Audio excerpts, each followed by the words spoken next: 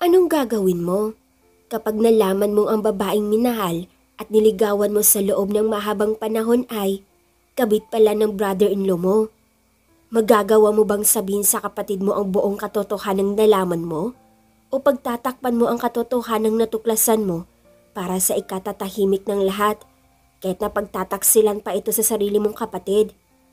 Hanggang saan mo kayang itago ang mga nalaman mo? Paano kung pagsisinungaling na lang ang kaya mong gawin para lamang makita ang masayang mukha niya? Paano kung may hangganan na ang buhay ng pinakamamahal mong kapatid? Kaya mo bang sirain ang kaligayahang iyon sa mga labi niya at mapalitan ng isang malungkot na alaala? O habang buhay mong itatago sa kanya ang totoo? Jade! Sandali! Humahangos sa tawag ni Ashtin sa binata matapos ito masaksihan ang nangyari kanina sa parking lot. Jade! Muli ay tawag ng dalaga na humahangos na. Nagpupuyos sa galit na hinarap ni Jade ang dalaga. Kaya pala hindi siya nito magawang mahalin dahil may karelasyon na ito. Ang masakit pa doon, ang brother-in-law pa niya. Kailan pa naging kayo ni Vince? Galit niyang usisa sa dalaga. Jade, I'm sorry. Umiiyak na hinging paumani niya sa binata at aktong hahawakan ito sa kamay. Ngunit bahagya itong napaatras na tila ayaw pahawak sa kanya. Sagutin mo ang tanong ko. Kailan niyo pa niloloko ang kapatid ko? Muli ay pasigaw niyang tanong. Mag-iisang buwan na kaming dalawa ni Vince. I'm sorry kung hindi ko sinabi sa iyo agad. I'm sorry kung... Shut up! Sigaw ni Jade na nangislap ang mga mata dahil sa luha na nagsimulang namuo. 5 taon na akong naliligaw sa iyo. Kahit na paulit-ulit mong sinasabi sa akin na tumigil na ako, hindi ko ginawa. Hanggang sa umalis ako ng bansa para ayusin ang sarili ko. Tapos ito ang malalaman ko? You're having an affair with my brother-in-law? Tapos sasabihin mong sorry? Luhaan ang mga matang wika niya sa dalaga. Ashtin, sa akin, okay lang na magkatagpo ka ng lalaking mamahalin. Kasi you deserve it. Pero bakit? Asawa pa mismo ng kapatid ko. Bakit nagawa mo yun sa kanya? She's too kind. Lalo na sa'yo. Hindi na iba kung ituring ka ni Jewel. Pero nagawa mo pa rin siyang pagtaksilan. I'm sorry, Jade. Your sorry can't fix the damage you've done. Sana inisip mo man lang ang kapakanan ng kapatid ko. Ang mga pinagsamahan niyo. Nasasaktang wika ni Jade bago pinahid ang luwas sa mga mata. Jade, let me explain. Sambit ni Ashtin at aktong muling hahawakan ang binata. Stop it! Nandidiri ako sa'yo. Sa dami ng lalaki, pumatol ka pa talaga sa may asawa. Marahas niyang wika bago mabibigat ang mga paa na tinalikuran ang dalaga ng pahagulgol ng iyak. Ito ang unang pagkakataon na nakapagsalita si Jade ng masama sa dalaga. Nagpupuyos sa galit ang dibdib niya dahil sa ginawa ni Ashtin. Matapos ang tagpong iyon, minabuti niyang puntahan ng kapatid sa mansyon nila. Hindi na kasi doon nakatira si Jade. Pagbalik niya kasi ng Pilipinas, minabuti niyang kumuha ng sariling apartment kung saan malapit sa trabaho niya para mapadali sa biyahe kahit na may sarili naman siyang sasakyan. Pagkadating niya sa mansyon, agad niyang inabutan ang kapatid na nag-aayos ng mga bulaklak sa flower vase. Pilit niyang pinasigla ang mukha bago tuluyang lumapit dito. Bakit ikaw ang gumagawa niyan? Bawal sa iyo ang magpagoda. Puna niya sa kapatid na masuyo siyang nginitian. Dalawa lang silang magkapatid, kaya naman sobrang mahal na mahal niya si Jewel. Katunayan, na-spoiled nga ito sa kanya, pero ganun pa man, lumaki itong mabait at may mabuting puso. Anong meron? At napadalaw ang pinakagwapo kong kuya. Masayang tanong nito na siyang ikinatawa ni Jed. Nag-iisang kuya mo lang kaya ako? Sagot niya sa kapatid na mabilis na yumakap sa kanya na tila bapaslit kahit na may asawa na ito. Did you miss me? Usisa pa nito at inakbayan ang binata. Ang dumi ng kamay mo? Wika niya bago ngumuso na siyang ikinatawa nito. Mamatay ka ba kapag nalagyan ng dumi? Hindi naman, di ba? Sagot nito na nakangiti. Nga pala kuya, nagkita na kayo ni Ashtin? Sobrang gusto ko siya para sa'yo. Saglit na tigilan si Jade sa sinabing iyon ng kapatid. Pagkuway, napahugot ng hininga. Hays, hulaan ko, hindi pa. Ang torpe mo talaga? Hingos nito na bahagyang ginitian lang ng binata. Ano naman ang nagustuhan mo sa kanya para sa akin? Usisa niya. Well, she's pretty, kind, and caring. Sagot nito na napapaisip. Basta, I want her for you. Kaya huwag ka nang maghahanap ng iba. Si Ashton lang dapat ang babae para sa nag-iisa kong kuya. Nang sa ganon, hindi na ako mag-alala pa. Kapag dumating yung araw na wala na ako sa tabi mo, kasi meron nang mag-aalaga sa'yo na sigurado akong hindi ka pababayaan. Proud pa nitong sabi na nakangiti. Samantalang, napapidlag si Jade sa sinabing iyon ni Jewel. Hindi niya kayang sirain ang mga ngiti nito, ang kaligayahan nito. Teka, umiiyak ka ba? Takang puna ni Jewel sa kapatid na makita ang paglandas ng luwas sa mga mata nito. Mabilis siyang napapahid ng luwas sa mga mata. Hindi niya namalayan na lumuluhan na pala siya. Hindi napuwing lang ako. Pagsisunungaling niya. Paano niya sasabihin na mali ito na napiling babae para sa kanya? Paano niya sasabihin na pinagtaksilan ito ng babaeng halos ituring na nitong kapatid? Yun ang nagpapahirap sa kalooban ni Jade. Hanggang ngayon, iyakin ka pa rin kuya. Alam ko na mahirap para sa'yo to. Pero lahat naman tayo namamatay at may hangganan sa mundong to. Sapat na siguro ang 24 years na pananatili ko sa mundong to. Nagawa ko na mga gusto kong gawin, maliban sa magkaroon ng anak. Wika nito, nangilid ng luha ang mga mata. Jewel, pero tanggap ko na yon na kahit kailan, hindi ako pwedeng manganak. Di ko rin naman kaya na maiwan ang magiging anak ko kung sakaling dumating yung araw na hinihintay ko. Hindi ko pwedeng iwan siya sa piling ng asawa ko kasi we can't tell the future. Na what if, pag wala na ako, makahanap siya ng babaeng mamahalin niya tapos hindi niya mabantayan ang magiging anak namin. Ayaw kong maranasan niya ang magkaroon ng ipokritang stepmom. Umiiyak na wika nito na siyang dumudurog sa puso ni Jade. Kahit na andyan ka, ayaw ko naman na mag-iwan sa'yo ng isang responsibilidad. Umiiyak na lumapit si Jade sa kapatid bago ito masuyong niyakap. Ramdam niya ang paghihirap ng kalooban nito. Wala siyang magawa ng mga sandaling iyon kundi ang yakapin nito at iparamdam ang pagmamahal niya. Pagmamahal na hindi mapapantayan ni numan. Kuya Jade, hanggang ngayon, gusto mo pa rin si Ashton, di ba? At gusto ko rin siya para sa'yo. Kaya naman ang hiling ko na bago man lang ako umalis, makita kong nasa maayos na babae ka. Wika nito habang umiiyak. Samantalang, kagatlabi naman si Jade sa sinabing iyon ng kapatid. Ang taas ng tingin nito kay Ashton. Paano pa niya sasabihin dito ang buong katotohanan? Hindi mabilang ni Ashton kung nakailang beses na siyang napahugot ng hininga. Kinakabahan kasi siya ng mga sandaling iyon. Hindi niya alam kung paano haharapin si Jewel. Alam niyang hindi pa sinasabi ni Jade ang mga nalaman nito sa kapatid, lalo na't inaya siya ni Jewel na mag-dinner sa bahay ng mga ito. Nakatayo lang siya sa tapat ng malaking gate ng mga ito habang nakasandal sa pinto ng sasakyan niya. Minabuti niya kasing hindi ipasok ang sasakyan sa loob ng magarbong garahe ng mga Flores.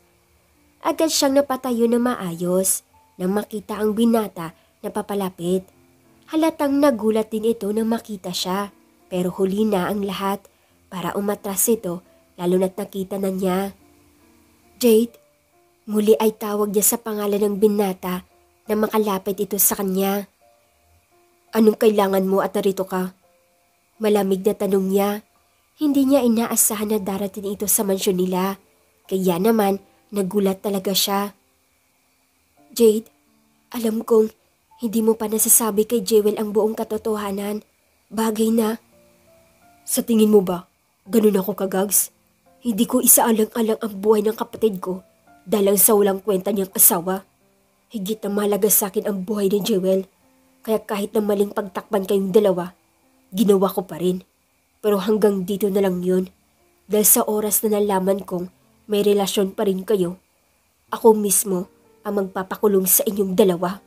At ang basurang yun, titiyakin kong ibabalik ko siya sa pinagmulan niya kung saan siya nababagay. Mariing wika niya. Hindi lingid sa kaalaman niya kung saan nagmula si Vince.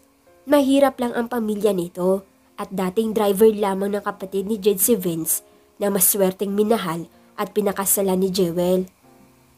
Alam kong galit ka pa rin dahil sa nagawa ko at walang kapatawaran ang kasalanan kong yon. Pero nagpapasalamat pa rin ako dahil hindi mo sinabi kay Jewel ang lahat. Umiiyak na wika nito habang nakayuko ang ulo. Hindi lang ako basta galit sa'yo. Sa inyong dalawa ang lalaking yon, kundi namumuhi ako at kahit kailan hindi kita mapapatawad sa ginawang pagtataksil sa kapatid ko. Nanlilisik sa galit ang mga mata ni Jed na tumititig sa dalaga. Bahagyang napaatras si Ashton nang makita ang puot sa mga mata ni Jed. Ito ang unang pagkakataon na nakita niya ang binata na galit. Masanay kasi siyang malambing ito at palaging nakangiti. Sa bagay, hindi niya masisi si Jed. Sobrang mahal na mahal nito ang kapatid. Handa nitong gawin ang lahat, makita lamang ang masayang mga ngiti ni Jewel. Natatandaan pa niya nung una niyang nakita ang mga ito. Inakala niyang magkasintahan ang dalawa dahil sa sobrang closeness ng mga ito. Umalis ka na, bago pa ako mawala ng kontrol sa sarili ko. Malamig na utos ni Jed sa dalaga. Ashton, nandito ka na pala. Tawag ni Jewel mula sa di kalayuan. Pagguway, masayang lumapit sa mga ito. Kuya, bakit hindi mo inaya si Ashton sa loob? Hays! Teka, inaway mo ba siya kuya? Ang gulat na sambit ni Jewel na makitang nagpunas ng luha ang dalaga. Hindi ang sagot ni Jed bago hinarap ang kapatid na sa pagkakataong iyon nakangiti na. Wala na yung puot sa mga mata niya. Napalitan iyon ng masayang mukha. Pero bakit siya umiiyak? Puna nito na agad namang inakbayan ni Jed. Na-overwhelm lang siya nang makita ko, kaya siya umiiyak. Di ba Ashton? Baling niya sa dalaga na nakangiti. Ngunit sa likod ng mga ngiti niya, nakatago ang galit na nararamdaman. Iya, tama siya. Ayon ni Ashton sa sinabi ng binata bago ngumiti. Mabuti pang pumasok na tayo sa loob. Kanina pa naghihintay ang asawa ko. Aya pa ni Jewel na walang kamalay-malay. Mauna ka na. May pag-uusapan lang kaming dalawa ni Ashton. Utos niya sa kapatid. Kuya, kung ano man yan, it's better na sa loob na kayo mag-usap. At isa pa, may malaga akong announcement. Nakangiting wika nito.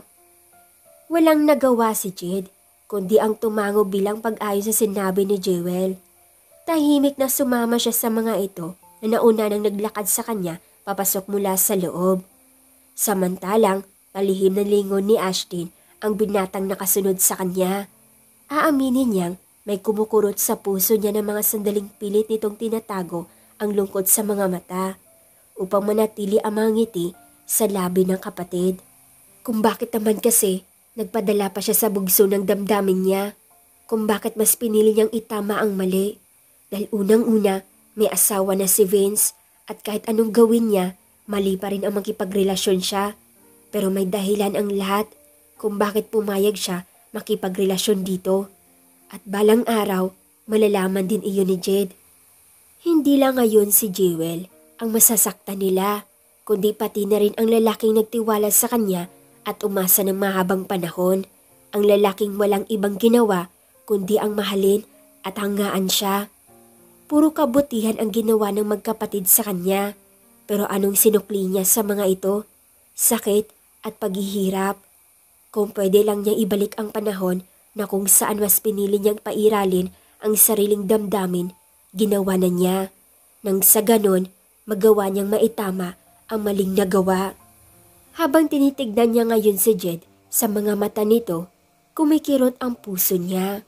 Gusto niyang umiyak sa kandungan nito ng mga sandaling iyon, gaya ng dati, kapag nalulungkot siya o kaya naman she felt upset. Tanging si Jed lamang ang takbuhan niya. Sa kandungan lamang nito, nagiging panatag ang kalooban niya. Bakit ng mga sandaling iyon, may pagnanais sa puso niya ang makulong sa mga bisig nito na naging saksi sa lahat na pinagdaanan niya. Masaya man siya o malungkot, at dahil sa abala ang isipan ng dalaga, hindi niya sinasadyang matabig ang wine na nakapatong sa table at tatapon iyon sa suot ng slacks ng binata na halatang nagulat. "Gosh, I'm sorry Jade." Bulalas niya at mabilis na kumuha ng table napkin upang punasan ang nabasang bahagi ng slacks nito. Ngunit maagap nitong tinabig ang kamay niya na siyang ikinagulat ng mga naroon, lalo na si Jewel na hindi sanay na makitang nagagalit ang kuya niya. Napaka-sweet nitong kapatid at kaibigan sa kanang dalawa ni Ashton. Nabigla lang ako," pagdadahilan ni Jed bago tumingin sa dalagang katabi na nakaawang ang labi.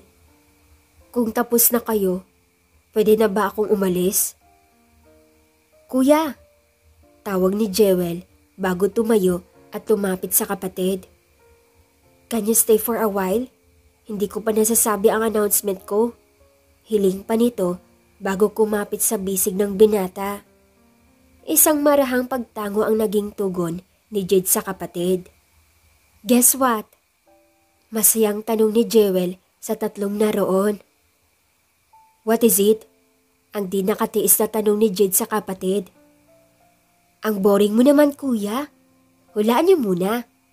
Isa ito sa mga lugar na pinakagustong puntahan." Saglit nagkatinginan ang tatlo. Nawaribay nag-iisip kung sasagutin ang sinabi ni Jewel o hindi. "Teka, pansin ko lang ha. Nag-aaway ba kayong tatlo? Kanina pa kayo tahimik." Puna niya sa tatlong di nag-iimikan. Pagod lang siguro ako." Pagsisinungaling ni Jed sa kapatid bago tumingin sa dalawa. "Oo nga naman babe, kaya sabihin mo na lang kung ano ang announcement mo.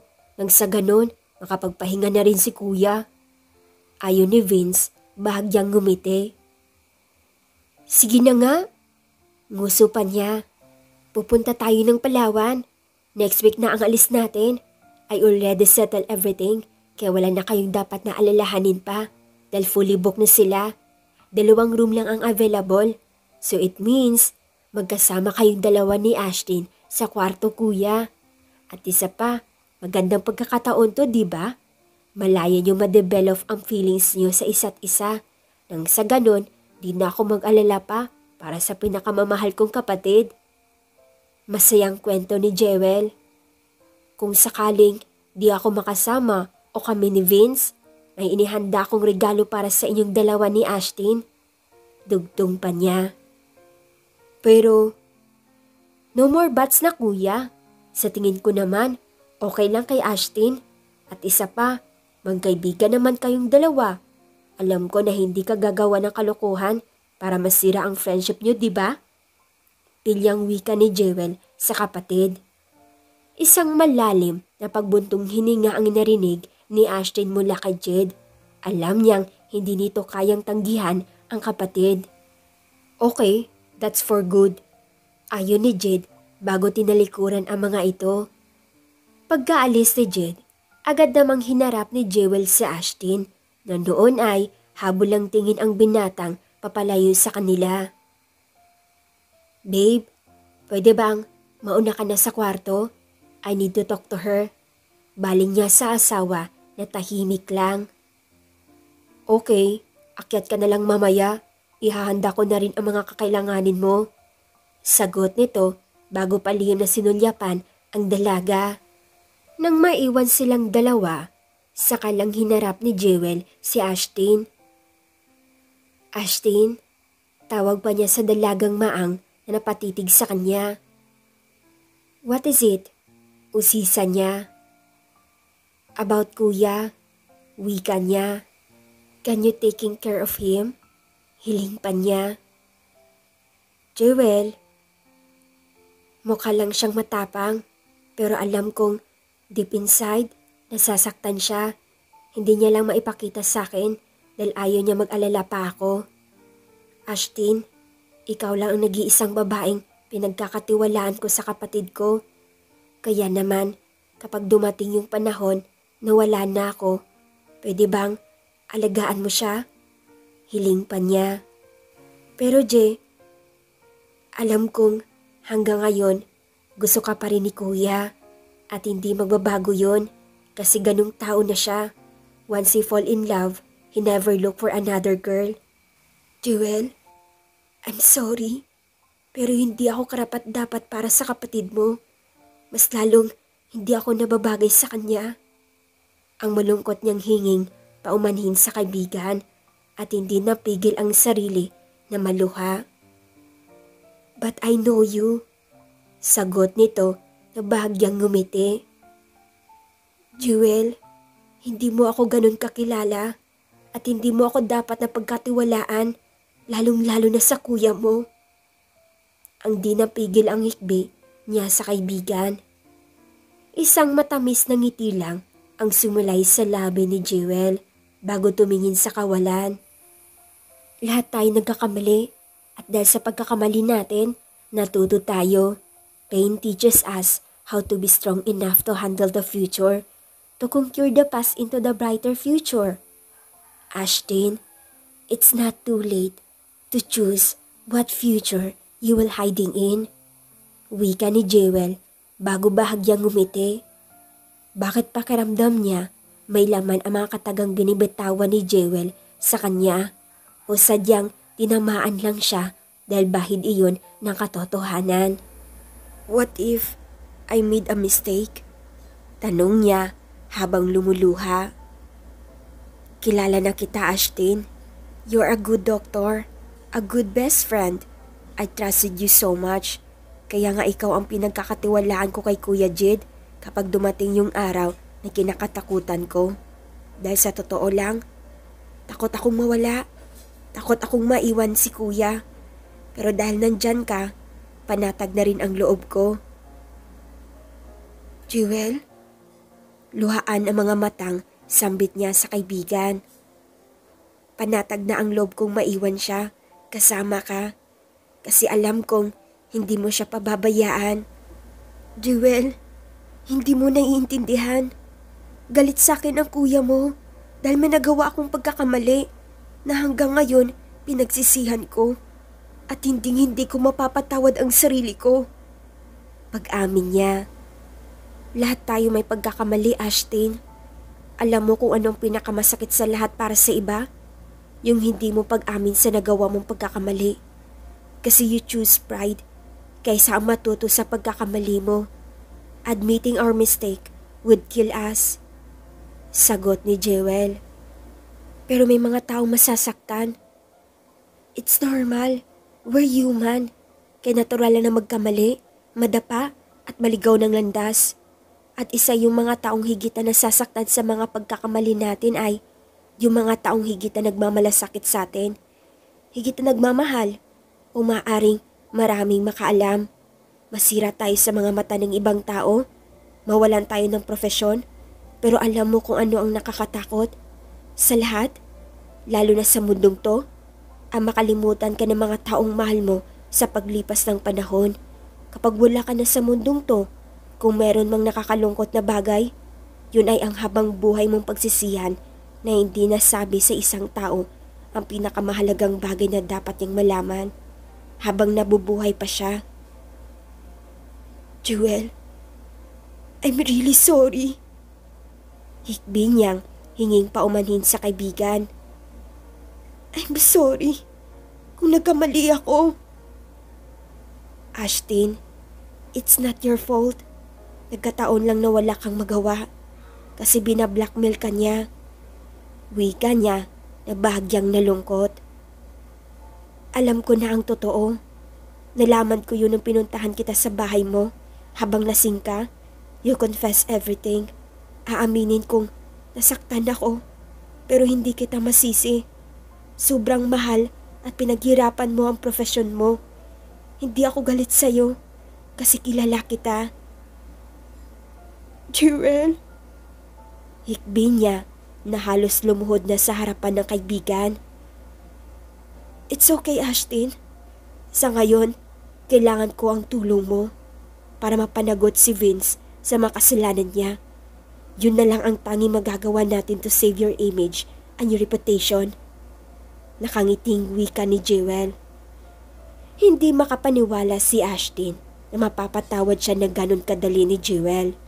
Tunay nga napakabuti ng puso nito. Lumipas ang 4 na araw. Saglit na pahinto sa paghakbang ang binata nang marinig ang pag-uusap ng 2 tao mula sa loob ng opisina ng manager-director. Bahagya siyang napakuyom ng kamao. Hanggang sa kumpanya nila ang lakas ng loob ng brother-in-law niya na mambastos. Hays, gawin mo lang kaya ang gusto ko kung ayaw mong patalsikin kita sa kumpanyang to. Pero sir, mali tong gusto niyong gawin. May asawa na kayo. Hindi niya malalaman, lalo na ngayon na malapit na siyang mawala kaya... Nang hindi na makatiis pa si Jade sa mga narinig, agad siyang pumasok sa loob na siyang ikinagitla ng mga ito. Kuya? Gulat na sambit ng lalaki bago nagkukumahog na itinaas ang suot ng slacks. Kating-kati ka na ba? Kaya pati dito sa loob ng opisina, gusto mo pang babuyin? Kung umasta ka akala mo na kung sino ka? Gusto ko lang ipaalala sa'yo kung saan ka nagbula. Mariing wika ni Jed bago tumingin sa babaeng empleyado na yakap ang sarili. Magulo ang buhok nito at may sugat sa gilid ng labi na halatang pinipilit ng magaling niyang brother-in-law. Agad niyang hinubad ang suot na jacket at kusa iyong ibinalot sa katawan ng babae na nanginginig sa takot. Kuya, mali kayo nang iniisip sa akin. Hindi ko pinilit ang babaeng yan. Sa tingin mo, may maniniwala pa sa'yo? Ilang beses na kitang nahuling may babae. Kahit nakatingkatin na ang kamao ko, nasaktan ka dahil sa ginawa mong panluloko sa kapatid ko. Pinalampas ko yun dahil ayaw kong masaktan siya. Pero sobra na tong pinaggagawa mo. Lalo na ngayon, ginagamit mo ang posisyon mo para manamantala ng mga babaeng empleyado sa kumpanyang to. Kumpanyang pinaghirapan ng kumpanya ko na kung hindi sa kapatid ko, hinding-hindi mo maranasan ang mga tinatamasa mo ngayon. Wika niya bago napakuyom ng kamao at aktong sasapakin na sana ang lalaki nang biglang may nagsalita. Wala ring mangyayari kung sasaktan mo siya.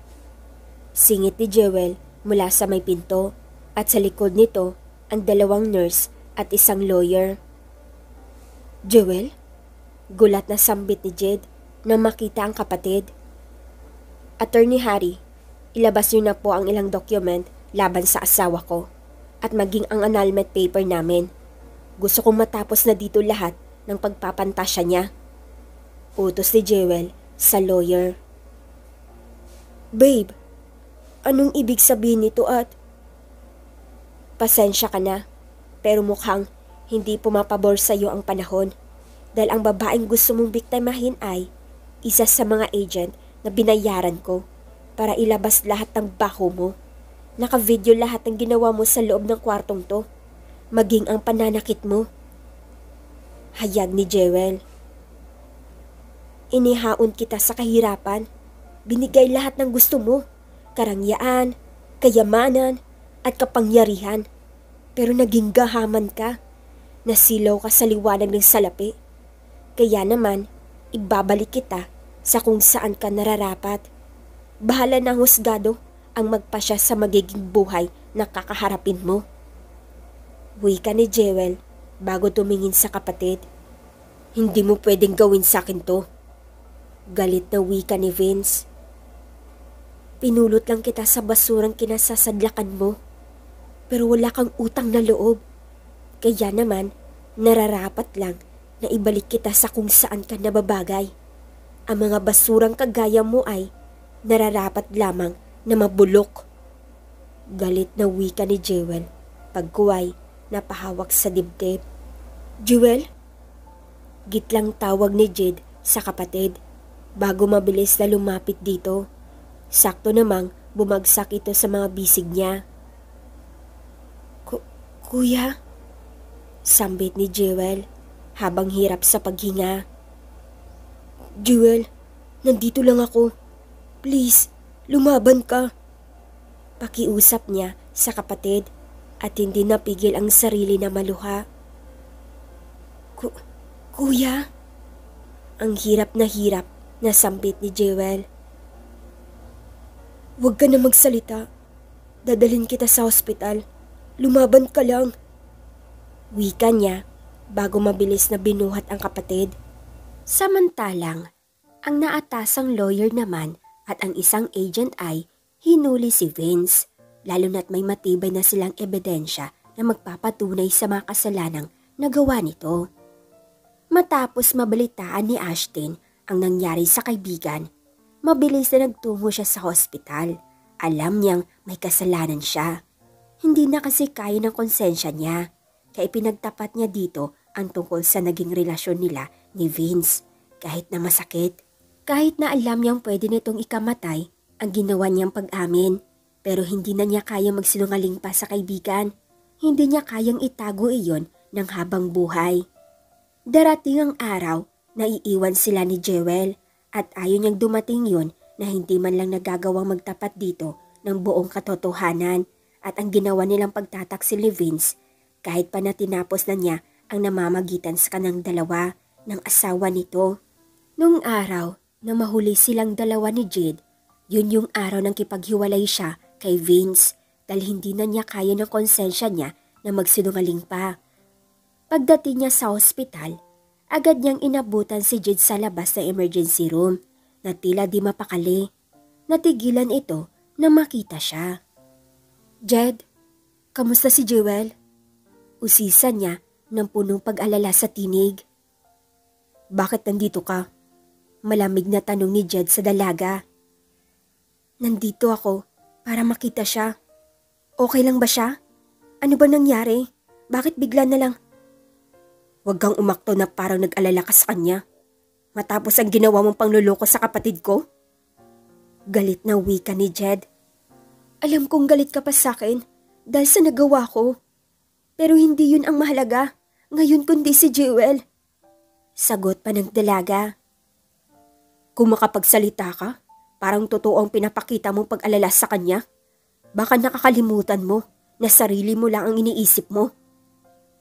Jed, alam kong galit ka pa sa akin at hindi kita masisi sa bagay na yun. Pero sa ngayon, hayaan mo kong makita si Jewel. Ang kaligtasan niya ang mahalaga sa akin gaya mo. Inis na sagot ni Ashton sa binata. Inis na hinawakan ni Jed ang palapulsuhan ng dalaga. Let me go. Mariing utos niya sa binata at nakipagtitigan dito. Nang sandaling magtama ang mga mata nila, tanging puot at pagkamuhi ang nababanaag niya sa mga mata ni Jed. Pero hindi rin nagtagal, nagbago ang mga titig nito. Titig na punong-puno ng pagmamahal at pananabik. Ilang sandali lang ang lumipas, binitawan nito ang mga kamay niya. Pagkuway, walang imik na tinalikuran siya. Malungkot na sinundan niya ito ng tingin na noon ay lumapit sa bintana ng emergency room. Paano nga ba niya nagawang saktan ang kagaya ni Jed na walang ibang ginawa kundi ang mahalin siya, igalang at bigyan ng kalayaan? Lumayo ito, panandalian, upang ayusin ang sarili nang sa ganon pagbalik nito mas maging karapat-dapat para sa kanya. Bakit ba siya nagpadala sa tukso nang siyang naging dahilan upang lumayo ang loob sa kanya ng binata? Upang magbago ang pakikitungo nito sa kanya. Lumipas ang ilang araw, nanatili si Jewel sa loob ng hospital, lalo na tuluyan nang bumagsak ang katawan nito. Kaya nagpa siya ang mga doktor na mas maganda kung manatili ito sa loob ng hospital nang sa ganon magawan lang mabantayan ang mga susunod na heart attack nito. Kinailangan din nilang i-reschedule ang pag-alis nila patungo sa Palawan. Pero kahit na ganun pa man, masaya si Ashtin na kahit papaano nahayaan na lang siya ni Jed na dalawin ang kapatid nito. Gaya na lang ngayon, siya ang personal na nagbantay sa kaibigan nang sa ganon magawa niyang bumawi sa mga pagkakamali niya. Ashtin, tawag ni Jewel sa mahinang tinig sa kaibigan na noon ay abala sa paghihiwa ng apple. May gusto ka bang kainin? Usisan niya sa kaibigan bago tinigil ang ginagawa. Si kuya, tanong nito sa mahinang tinig, bagamat sapat pa rin upang marinig ng dalaga. Lumabas lang sandali si Jed, babalik na siguro yun. Sagot niya. Nagugutom ka ba o may gusto kang gawin? Ashtin, pwede bang humingi sa'yo ng favor? Pwede bang pakisabi kay kuya na wag na siya mag-alala sa'kin? Napasensya na kung hindi ko siya nahintay. Ano bang sinasabi mo? Umiiyak na wika ni Ashtin sa kaibigan. I'm sorry kung hindi ko na kayong dalawa masasamahan sa Palawan. I'm sorry kung hindi ko matutupad ang pangako ko. Umiiyak na wika ni Jewel. Hindi, sasama ka sa amin. Diba, nangako ka na sasamahan mo kaming dalawa doon ni Jed? Umiiyak niyang sagot habang napapailing. Ashtin, alagaan mo si kuya. Umaasa ako na magiging masaya siya kahit nawala na ako. Hiling pa ni Jewel. Tanging pagluha na lamang ang naging kasagutan ni Ashtin sa kaibigan habang mahigpit na hawak nito ang kamay niya. Patuloy lang siya sa pag-iyak hanggang sa maramdaman niya na unti-unti nang bumitaw ang mga kamay nito na siyang naging dahilan upang malakas ang pag-iyak niya. Samantalang natigilan ang binatang papasok sana sa naabutan. Pagkuway, nangihinayang napatitig na lamang sa kapatid na wala ng buhay. Tanging pagluha na lamang ang nagawa niya habang pinagmamasdan ang pinakamamahal na kapatid. Jed? Tawag ni Ashtin na mapuna ang binata. Pagkuway, malungkot na tumayo at nilapitan ang binatang umiiyak. Wala na si Jewel. Iniwan na niya tayo. Umiiyak niyang wika bago niyakap ang binatang luhaan. Lumipas ang ilang linggo matapos pumanaw ang kapatid niya. Naging malungkot ang buhay ni Jed. Tanging alak lamang ang naging karamay niya ng mga sandaling iyon. Lahat ng mga lumalapit sa kanya, tinataboy niya. Ang tanging gusto lamang niya ay ang mapag-isa siya. Isang malungkot na pagbuntong hininga ang pinakawalan ni Jed bago tumingin sa tiket na dumating kanina sa bahay nila. Tiket iyon papuntang Palawan na kahit wala na ang kapatid niya, gumagawa pa rin ito ng paraan, matuloy lang siya doon. Hindi niya alam kung ano ba talaga ang plano nito. Hindi ko alam kung anong plano mo at anong naghihintay pagdating ko doon. Na kahit wala ka na, you're still forcing me to be there. Pero umaasa ko na roon si Ashtin. I'm not done with her nang dahil sa ginawa niyang pag-amin na wala ka sa akin. Wika niya na sa huli na pakuyom ng kamao. Masyadong masakit para sa kanya ang pagkawala ni Jewel, lalo na't ito na lamang ang nag-iisang kamag-anak na meron siya matapos pumanaw ang mga magulang nila dahil sa plane crash. Muli ay isang malalim na pagbuntong hininga ang pinakawalan niya bago nilisan ang bahay nila. Walang katiyakan ang binata kung tama ba ang ginawa niyang pagpasya na magtungo sa Palawan at ang kasagutang makapaghiganti kay Ashtin. Ito ang sinisisi niya kung bakit nawala ang kapatid, kung bakit inatake ito sa puso na naging dahilan ng pagkasawi nito. Makalipas ang ilang oras na biyahe, sa wakas, narating na rin niya ang Palawan kung saan dinala siya ng staff sa isang isla. Medyo may kaliitan ang rest house na naroon.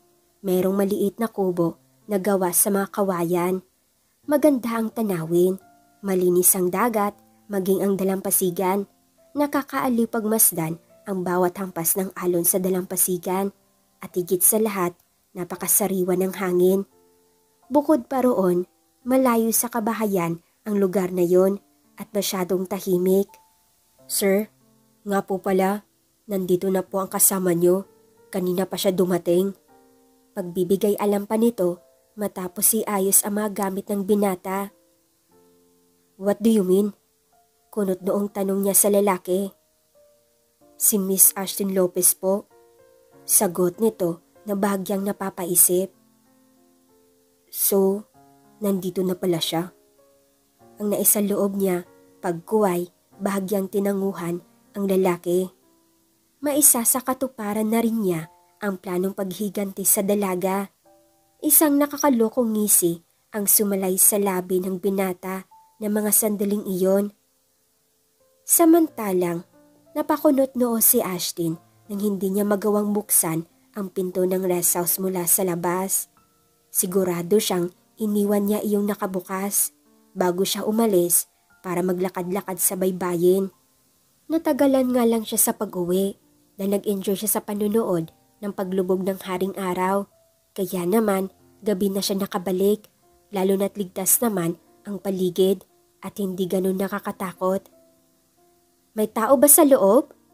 Katok niya mula sa labas ng pinto. Nag-antay pa siya ng ilang oras na may sumagot, ngunit wala talaga.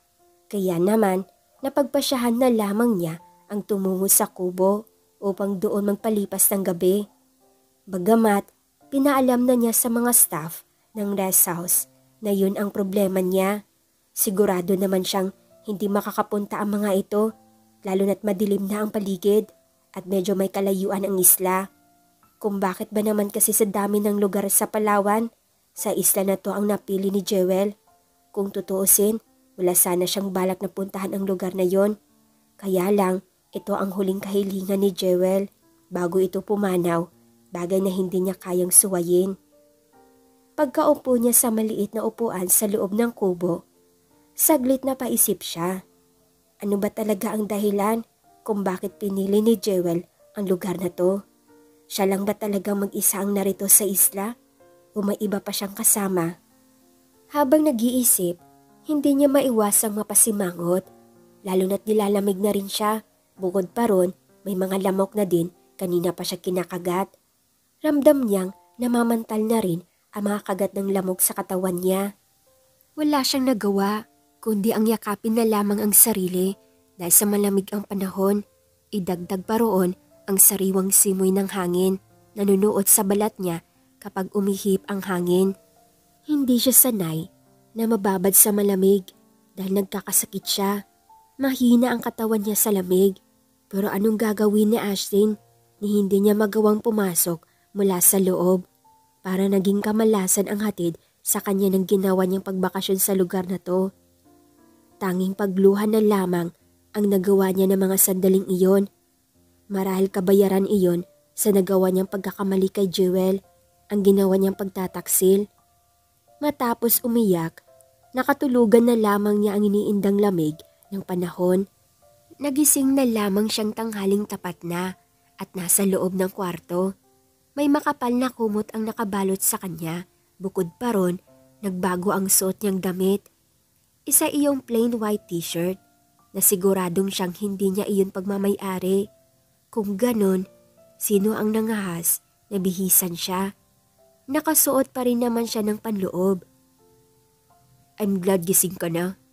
Malamig na bungad ng isang lalaki. Jed? Sambit niya nang makita ito. Wala akong balak na mag-alaga ng pasyente sa araw ng bakasyon ko. Patuloy nito. Kailan ka pa dumating? Usisa niya sa halip na pansinin ang pagsusungit nito. Sa halip na sagutin ni Jed ang tanong niya, ngumiti lang ito bago tumitig sa mga labi niya hanggang sa bumaba ang mga mata nito sa dibdib niya. Kaya naman, Mabilis na ibinalot niya ang sarili sa kumot. Ni hindi man lang ako nasatisfied sa nakita ko kaninang madaling araw. It feels like my body hurts down there.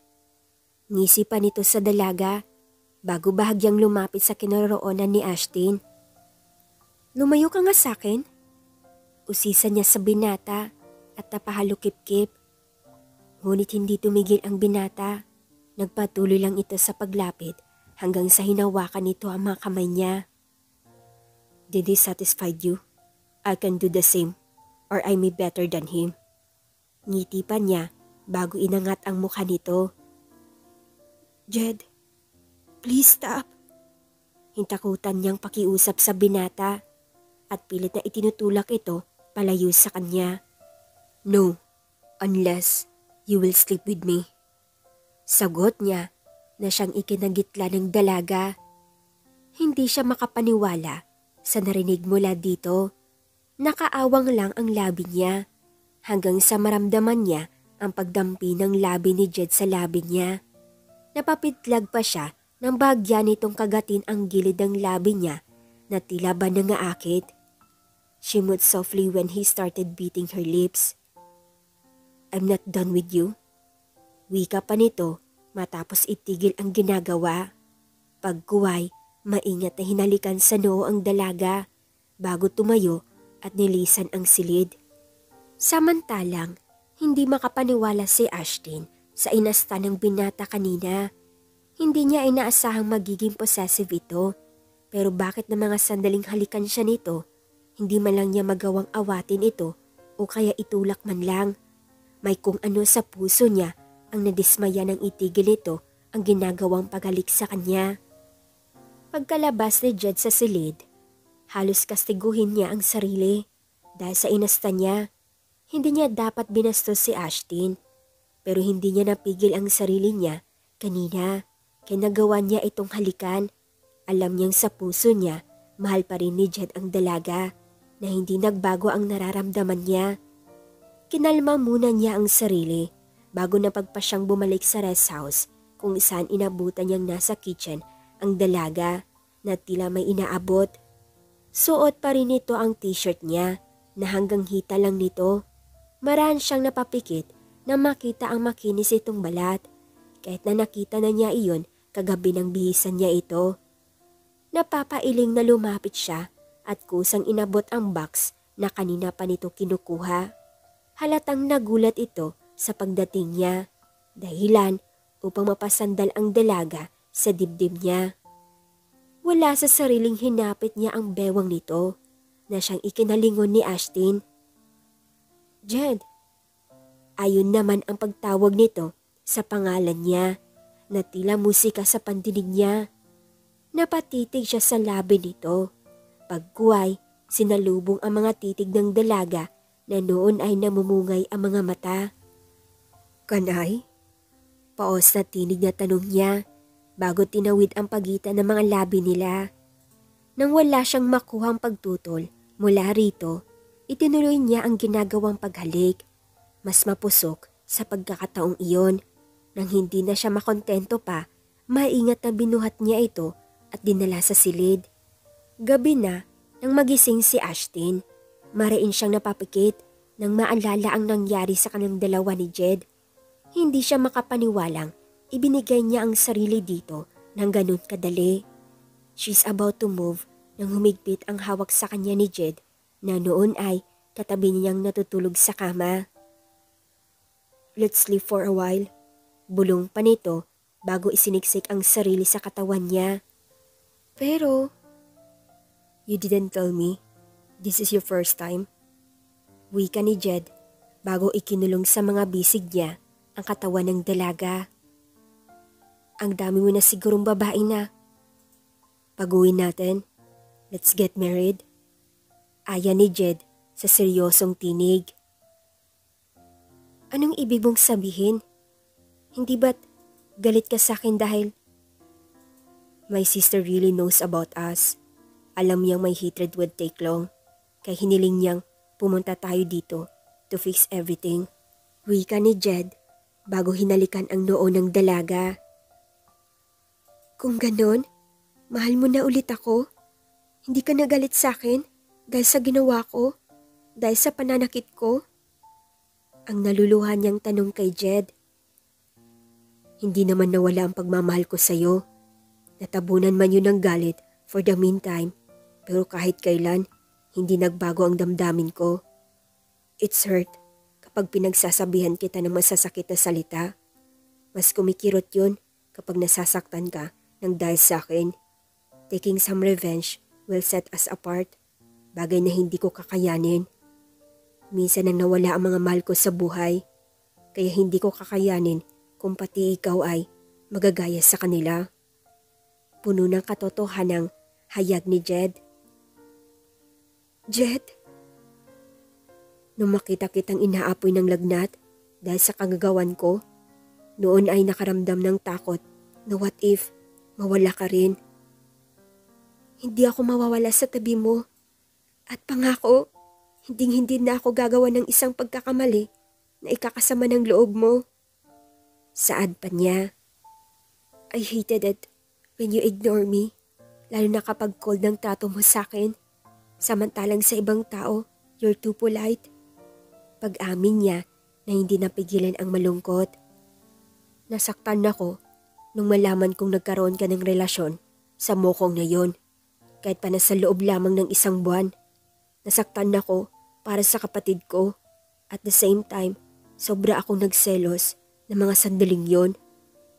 Pag-amin ni Jed. I'm sorry. Kapag binabalikan ko yung mga panahon na nahuli kong nakikipaghiwalay ka na sa kanya, wala akong ibang maramdaman kundi galit sa puso ko. Hindi ko alam na she knows the truth, na mas pinili niyang itago at kimkimin ang sakit kaysa masira ang friendship niyo. Ang masakit pa doon, hindi ko man lang nasabi sa kanya na alam ko ang lahat. Aaminin kong, nung pumunta ako dito, ang tanging nasa isip ko lang ay makapaghiganti sa'yo. Kaya sinadya kong ilak ang pinto. Hindi kita pinabuksan dahil galit ako sa'yo. Pero alam mo kung ano ang mga nalaman ko pa habang nasa labas ka? May nakita akong sulat galing sa kapatid ko. Nakita ko yun sa loob ng envelope kasama ng ticket. Kaya pala huli na niyang pinabigay yun dahil may dahilan ang lahat. Anong nabasa mo sa letter? Curious niyang tanong sa binata. Na hindi dapat kita sisihin sa nagawa mong pagkakamali because you're a victim too, gaya ng ibang babaeng nakarelasyon ng lalaking yon.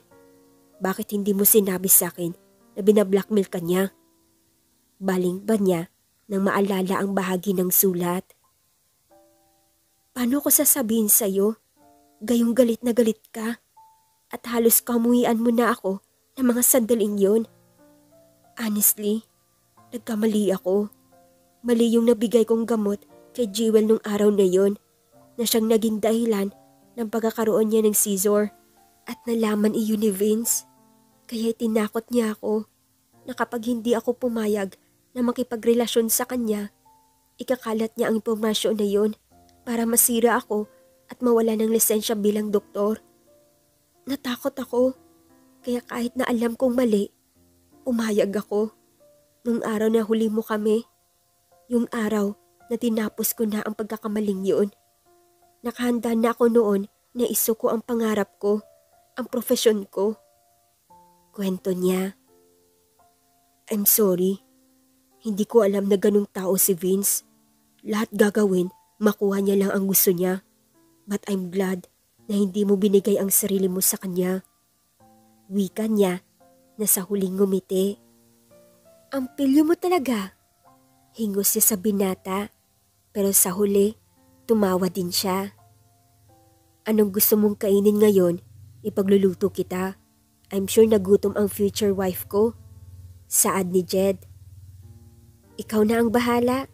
Magpapahinga na muna ako sa ngayon. Gisingin mo na lang ako kapag tapos ka na. Sagot niya na nakangiti. Yes, Doc. Sagot niya bago pinupog ng halik ang dalaga. Natawa sa ginagawa niya. I love you, Doktora Ashton Breana Lopez. Bulong niya na siyang ikinaluwag ng ngiti ni Ashton. I love you too, Mr. Jed Flores. Tugon niya bago niyakap ang binata. Sige na, ipagluto mo na ako ng makakain. Natatawang utos niya. Inabot din ng halos 2 oras si Jed sa paghahanda ng hapunan nila ng dalaga. Matapos ihain sa hapagkainan ang mga niluto niya, saka naman niya tinawag si Ashtin para kumain. Habang kumakain, napag-usapan nila kung paano gugulin ang 1 linggong bakasyon sa Palawan. Napag-usapan na rin ng dalawa na pagbalik nila sa Maynila, mga papeles naman ng kasal ang asikasuhin nila dahil balak nila magpakasal sa sunod na taon, lalo na't kamamatay lamang ng kapatid niya. Kinabukasan, maaga silang nagising para panoorin ang pagsikat ng araw. Nakaupo lang sila sa dalampasigan habang magkayakap. Han, tawag ni Jed. Sa tingin mo, masaya na ngayon si Jewel kung nasan man siya ngayon? Sa tingin ko, oo. Natupad na rin niya ang pinakahihiling niya, ang magkasama tayong dalawa. Ang maging masaya ka, yun naman ang pinakagusto niya. Sagot ni Ashtin sa binata. Walang ibang hiling si Jewel, kundi ang kaligayahan mo. Ang swerte ko dahil nagkaroon ako ng kapatid na kagaya niya na hanggang sa huli, sarili ko pa rin kapakanan ang iniisip niya. Saad pa ng binata bago masuyong hinalikan sa pisngi ang nobya. At higit sa lahat, natupad na rin ang pangarap ko, ang mahalin ng babaeng pinakamamahal ko. It takes too long bago natupad yon, pero at least worth it. Kasal na lang ang kulang para matawag kong akin ka talaga. Hayag pa niya na nginitian lang nito. Kung minsan, nakakabuti rin pala ang paghihintay sa isang lalaki dahil nagiging possessive siya. Tudyo ni Ashtin na siyang ikinatawa naman ni Jed. Pero thank you dahil hindi ka naghanap ng iba. Hinintay mo ko gaya ng pangako mo. Kahit na ilang beses ko pang sinabi na ayaw ko, na itigil mo na ang paniligaw mo. Kasi noong mga panahong yon, pag-aaral lang talaga ang nasa isip ko. Ang pangarap ko, kahit na may nararamdaman ako sa'yo, pinilit kong itago yun ng sa ganun, makapag-focus ako sa pag-aaral ko. Kwento niya. Kapag gusto ko ang isang tao, hindi ako tumingin sa iba. Kaya siguro nagawa ko maghintay kahit na alam kong wala akong pag-asa. Ayaw kasing pagsisihan na wala akong ginawa para ipakita kung gaano ko kagusto o kamahal ang isang tao. Nung umalis ako ng bansa, naisip ko noon na siguro may kulang o may hindi tama kaya ayaw mo sa akin. Kaya naman umalis ako para sa pagbabalik ko maging karapat-dapat ako para sa'yo. Pahayag ni Jed. What a silly man. Hingos niya bago yumakap sa bisig nito. Let's go inside. Ipagluluto kita. Dahil pinagluto mo ako kagabi. It's time for me to repay. Ayon niya sa binata. Pagbalik nila sa rest house, hinayaan muna ni Jed ang dalaga sa kusina na maghanda ng almusal nila. Pumanhik siya saglit sa kwarto nila para tignan kung may email sa kanya ang lawyer na may hawak sa kaso ni Vince na hanggang ngayon nakapiit pa rin sa kulungan. Nakatanggap din siya ng ilang email galing sa kumpanya nila. Pansamantala kasi ang pumalit kay Vince ang ginawa niyang acting CEO habang nasa bakasyon siya. Matapos maisaayos ang lahat, minabuti na niyang bumalik sa kusina kung saan inabutan niyang abala sa pagluluto ang dalaga. Nakangiting kumapit siya dito at niyakap ito mula sa likuran. Now I know, wika ni Ashtin na siyang ikakunot noon ng binata. Nakangiting humarap siya kay Jed bago masuying ipinulupot ang mga kamay sa leeg nito. Anong alam mo? Nagtataka pa niyang usisa sa nobya. Kung bakit tinatamad ako minsan magluto, tugon ni Ashtin. Hindi kita maintindihan. Pag-amin niya habang nakakunot noo. Ang hina mo naman. Siyempre, walang yumayakap sa likod ko kaya tinatamad ako palagi. Sagot niya na nakanguso sa binata. Ngunit masuyo lang na pinisil ni Jed ang tungki ng ilong niya. Alam mo bang matagal kong pinangarap to, ang makasama ka, nung ipagluluto mo ko? Kwento pa ng binata. Pangarap na parang ayaw paniwala ng isip ko. Kasi finally, you're already mine. Saad pa niya. Kaya dapat masanay ka na. Sagot niya bago marahang kinurot ang pisngi ng binata. Huwag ka magkakamaling maghanap ng iba. Sa akin ka lang dapat, okay? Utos pa niya. May possessive future wife? Biro ni Jed, bagamat nakangiti naman. Yeah, stop teasing. Just go back to your room. I need to cook. Pagtataboy niya sa nobyo na tinawanan lang siya. Samantalang napapailing nakangiting sinunod naman ni Jed ang utos niya. Han, are you sure you don't need my help? Tanong pa ni Jed na sumilip mula sa may pinto. Yeah, I just let you know kapag kailangan ko na ng tulong. Sagot pa niya na nakangiti. Pero Han, napapailing na hininaan niya ang apoy ng stove bago hinarap ang binata. Just go back. Tatawagin na lang kita kapag tapos na ako. Utos niya bago napakross arm. Can I stay here? Tanong pa nito bago tuluyang pumasok. Nope, hindi ako makakapagluto ng maayos kapag nasa paligid ka. Now, go back to your room at nang sa ganon makapagluto na ako. Utos niya bago itinuro ang pinto.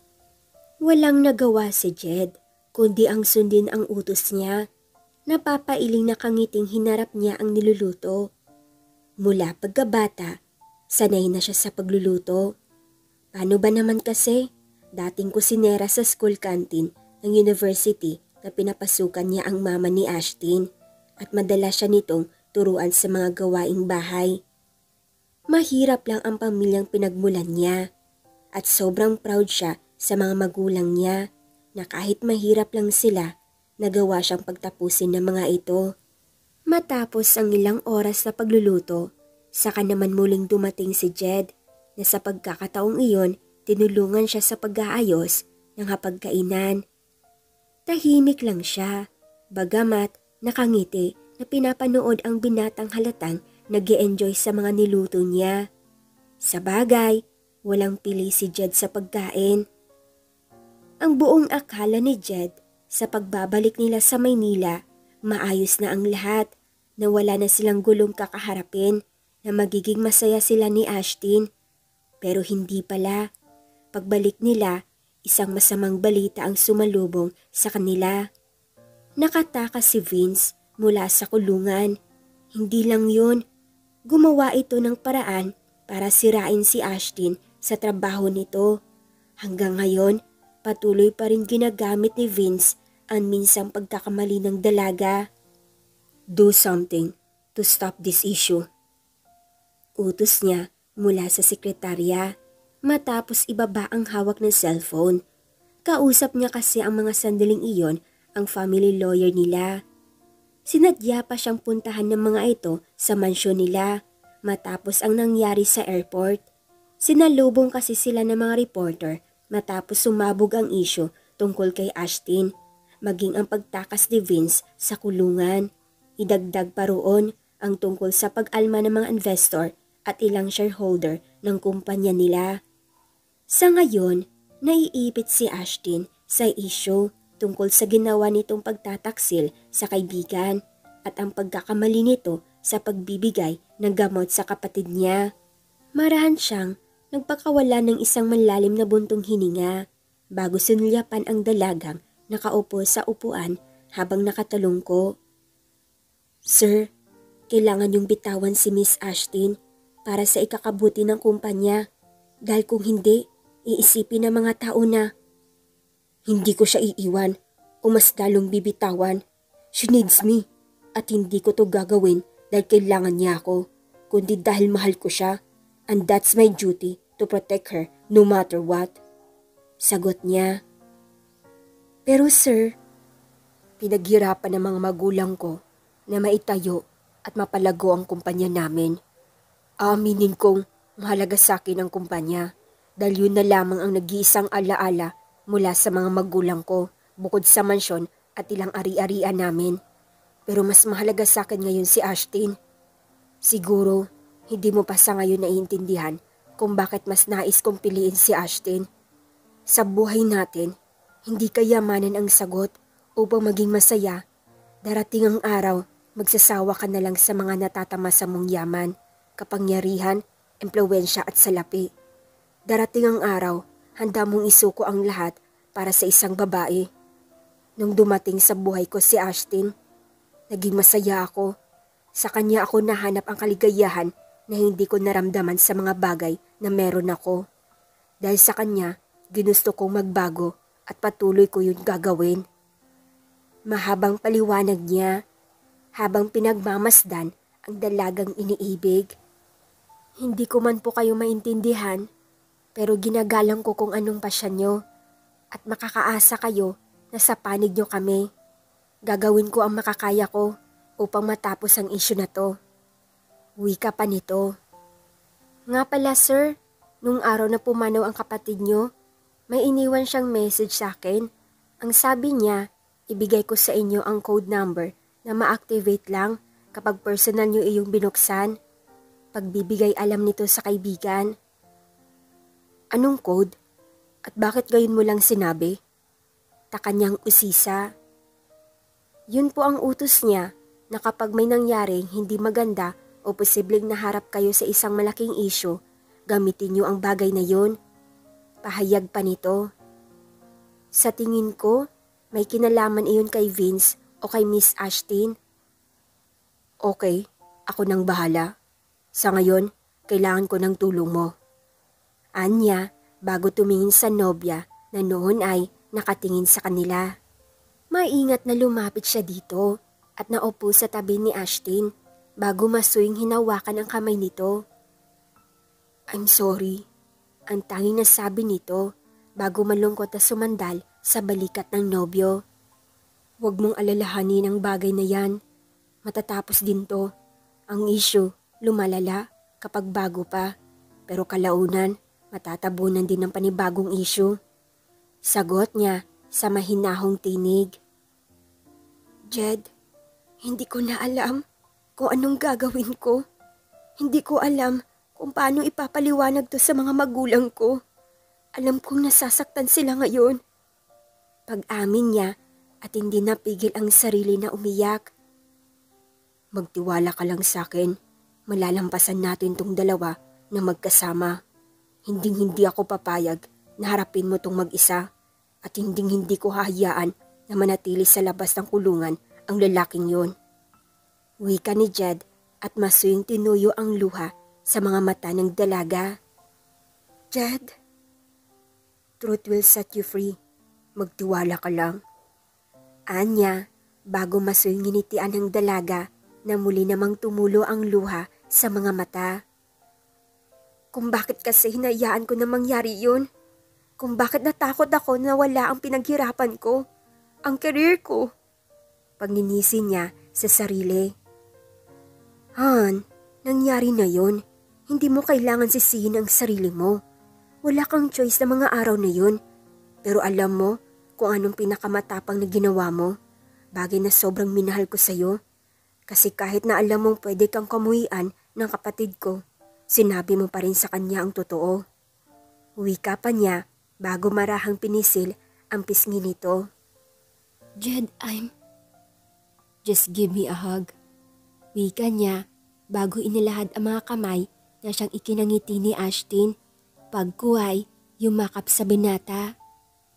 I love you at araw-araw kong ipaparamdam yun sa'yo. I love you too and thank you for your unconditional love. Wika niya bago pumikit upang damhin ang pagmamahal ng binata. Kinabukasan, maagang pinatawag si Ashtin ng head of director sa hospital na pinagtatrabahuan niya. Pagdating niya sa office nito, naroon ang ilang board member at may matataas na katungkulan sa panggagamot. Miss Ashton, hindi naman siguro lingid sa kalaman mo ang nangyayari ngayon. Maraming pasyente ang nawala sa atin matapos lumabas ang issue mo tungkol kay Miss Jewel at sa asawa niyang si Vince. At hindi namin nagugustuhan ang nangyayari ngayon. Maraming pera ang mawawala sa atin kapag nagpatuloy ka pa sa ospital na to. I'm really sorry to say this, pero tinatanggal na kita sa hospital na to. Anang direktor na tahasang sinabi iyon sa dalaga. Pero sir, hindi niyo rin maitatanggi na malaking pera ang naakyat ko sa... Doktora Ashton, iba na ang sitwasyon ngayon. Gustuhin man naming manatili ka rito, pero hindi ko isaalang-alang ang hospital sa isang kagaya mo na siyang sumira sa reputasyon ng hospital. Anang direktor. If you cannot keep in your company, I guess I can. Singit ng isang lalaki na ngumiti. Director Han? Panabay na sambit ng mga naroon at napatayo. Kilala ang hospital ng mga Han na mahuhusay at may magagaling na mga doktor galing abroad. Family friend ito ng pamilya ni Jed at minsan na niyang nakilala ang binata. Director Han, isang malaking kahibangan kung kukunin niyo ang isang kagaya niya. Baka yun pa ang maging dahilan ng pagbagsak ng hospital niyo. Anang direktor at dinuro ang dalaga. She's a famous doktor. Walang dahilan para hindi ko siya kunin. Aaminin kong nalungkot ako nung pinili niya magtrabaho sa ospital niyo dahil sa utang na loob sa pamilya niyo. At kinatutuwa ko ngayon na kusa niyo na siyang itinatanggal sa ospital na to. May dahilan na ako para kunin siya at kumbinsihin na sa ospital namin magtrabaho ang isang kagaya niya. Sagot pa nito bago tumingin kay Ashton na nagtataka. Let's go, Doktora Ashton. Mula sa araw na to, sa ospital ka na namin magtatrabaho. Nagtataka man, bagamat sumunod pa rin siya sa binata na ngumiti lang sa mga naroon. Oo nga pala, bago kami umalis dito ni Doktora Ashton, may bagong balita ngayon tungkol sa issue na kinakaharap ni Miss Ashton. Sana hindi niyo pagsisiyan ang ginawa niyong pagtanggal sa kanya. Wika pa ng binata bago kinawayan ang mga naroon matapos hilain ang dalaga. Tahimik lang si Ashton na sumunod sa binata. Hindi siya makapaniwalang interesado pa rin ito na magtrabaho siya sa hospital ng mga ito. Habang binabaybay ang pasilyo, hindi na siya nakatiis pa. Kaya naman, nagtanong na siya. Anong dahilan? At bigla mong naisip na puntahan ako dito at ihar sa hospital niyo? Baka mamaya. Hindi mo pa ba alam? Malinis na ang pangalan mo. Magdamag pinagtrabahuan ng husband-to-be mo ang issue tungkol sa'yo. Ngayon, malinaw na sa mga tao na wala ka talagang kasalanan, na biktima ka lang ng Vince na yun. Sagot nito. At isa pa, inutusan ako ni Jed na puntahan ka. Wala na raw kasi siyang lakas pa na bumiyahe. Ang lalaking yun, nagawa akong utusan, isa akong... Anong kapalit ng pagpayag mo? Takang usisa niya na hindi na pinatapos ang sasabihin ng binata. Ang pagtatrabaho mo sa ospital namin at ang pinakamamahal niyang luxury car. Sagot nito. Ano? Gulat niyang sambit. Kung tama ang pagkakatansya niya, sobrang mahal ni Jed ang luxury car na yon ni hindi nga nito hinahayaang may ibang gumagamit sa sasakyan nito. Lahat gagawin niya para sa'yo. Ganun kanya kamahal. Sinuko niya ang pinakamamahal niyang kotse kapalit mo. Wika pa nito. Hindi mo man lang ba ako tatanungin kung bakit naging malinaw na sa mga tao ang issue tungkol sa'yo? Hindi ko alam kung anong nangyari, pero gusto kong malaman. Pag-amin niya na siyang ikinangiti nito. Matalino si Jewel. Alam niyang posibleng mapahama ka o masira ang karir mo. Nag-iwan siya ng video clip na tangi si Jed lang ang pwedeng mang-activate. Ang video na yon naglalaman ng buong katotohanan sa nangyari kung bakit pumayag ka na maging kabit ni Vince. Tama si Jewel. We're just doctor. Hindi tayo Diyos para gumawa ng himala. Normal lang na magkamali, mawalan ng pasyente, kasi it's part of our job. Normal lang na matakot na mawalan sa atin ang pinaghirapan nating posisyon. Normal lang na magkagawa tayo ng isang pasya na habang buhay nating pagsisihan kung hindi natin maagapan agad. Sa video na yon, sinabi ni Jewel na you are victim. Dinakmil ka ni Vince at wala kang nagawa para ipagtanggol ang sarili mo. Hayag pa nito. Saglit na tigilan si Ashtin sa sinabing iyon ng lalaki. Kaya pala nang sandaling magising siya sa kwarto ni Jed, wala na ito sa tabi niya.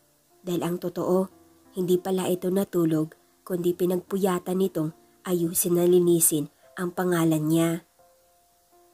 Nagising si Jed dahil sa maliliit na dampi ng labi sa pisngi niya. Marahan siyang nagmulat ng mga mata kung saan na matamaan niya ang dalagang nakangiti. Wake up, my sunshine. Magiler na wika ni Ashtin sa binata bago ito muling dinampian ng halik sa pisngi. Anong oras na ba? Takang tanong pa niya sa dalaga.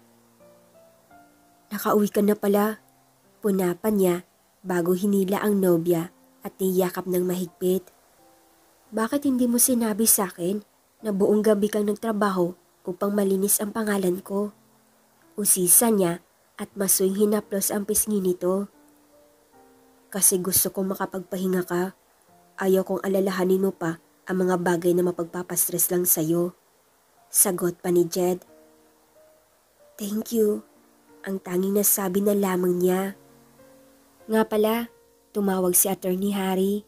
Nahuli na nila si Vince. Mabuti na lang, hindi pa siya nakakaalis ng lugar na to. Mabuti na lang, mabilis kumilos ang mga inutusan mong tauhan at agent. Kaya naman sobrang nagpapasalamat ako sa ginawa mo.